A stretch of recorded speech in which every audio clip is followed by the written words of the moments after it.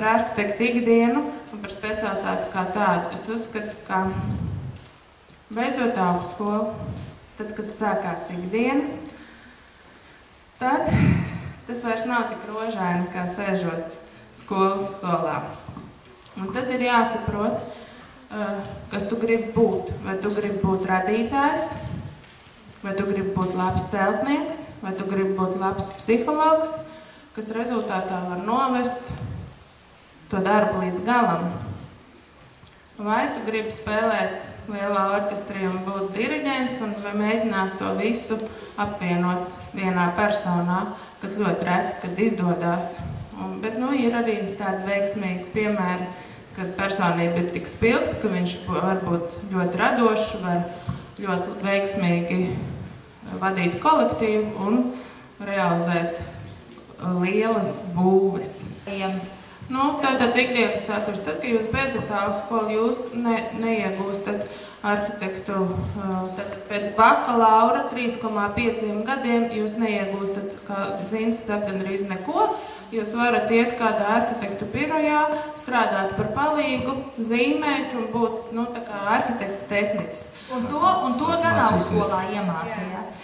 Un tad ir 2 gadu programma, kas saucās profesionālās arhitektūras studiju programmu, un tikai iegūstot šo profesionālās arhitektūras studiju programmu, apgūstot un noliekot eksāmenus, jūs dabonat profesijas apzīmējumu arhitekts. Pēc tam jums ir 3 gadi praktiski jānostrādā kādā birojā, un pēc šiem 3 gadiem apkopojot savu darbu, ko jūs esat veicis, kādu uzraudzībā, jūs varat iegūt patstāvīgu arhitektu certifikātu, kas ir maksas pasākums ik gadu, un tad jūs varat sākt nodarboties ar savu privāto praksi arhitektūrā. Meistaru pēctecība ir ļoti laba lieta, un tā parasti arī tas notiek.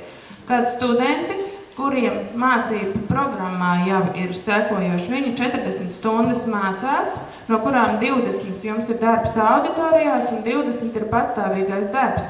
Un pārsvarā no 2.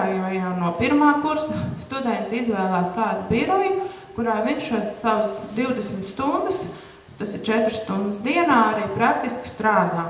Jo man ir aizdomas, ka arhitektūras fakultātē apgūt šo praktisko iemaņu katrā ziņā nav tik gandrīz vai iespējams, kā tas ir birojā.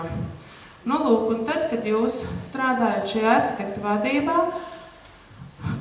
kas izskatās sekojoši, ka jūs esat labi apgūst datorprogrammu vai apgūstat pirmos, droši vien, ka 2 mēnešus vairāk jums laika tur apgūt neviens neļaus, ja jūs gribat kaut ko nopelnīt.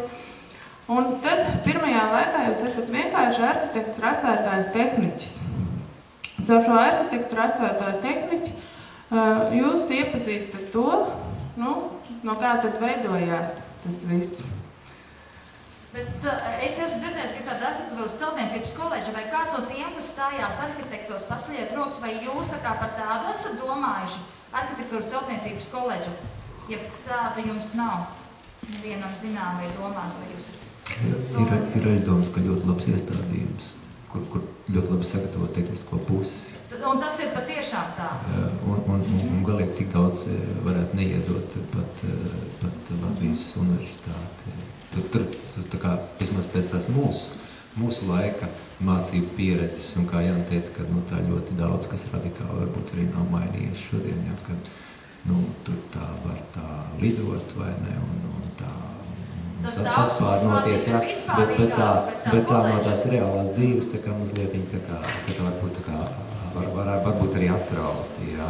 Tādēļ arī varbūt tā orientācija par tā citu mācību iestādi ir apsvērama.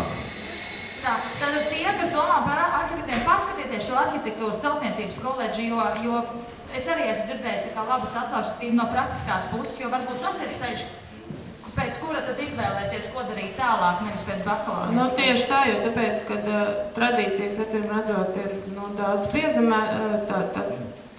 tradīcijas ir daudz stingrāks un ambīcijas ir daudz piezemētākas, un tik tiešām arī tad, kad man ir bijusi praksē cilvēki no arhitektūras koledžas, tad viņiem ar rasēšanu viss ir kārtībā un ar saprašanu par būvniecību arī.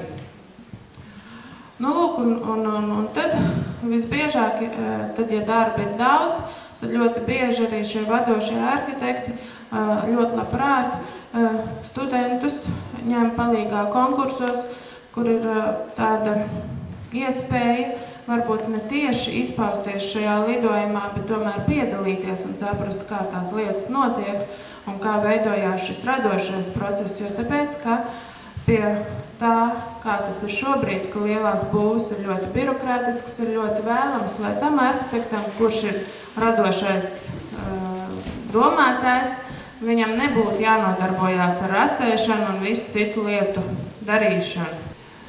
Tātad, tas ir tāds, šī profesija katrā ziņā savu atklāsmi atklāja stipri pēc 20 gadu vecuma sasniegšanas, pēc manas pieredzes.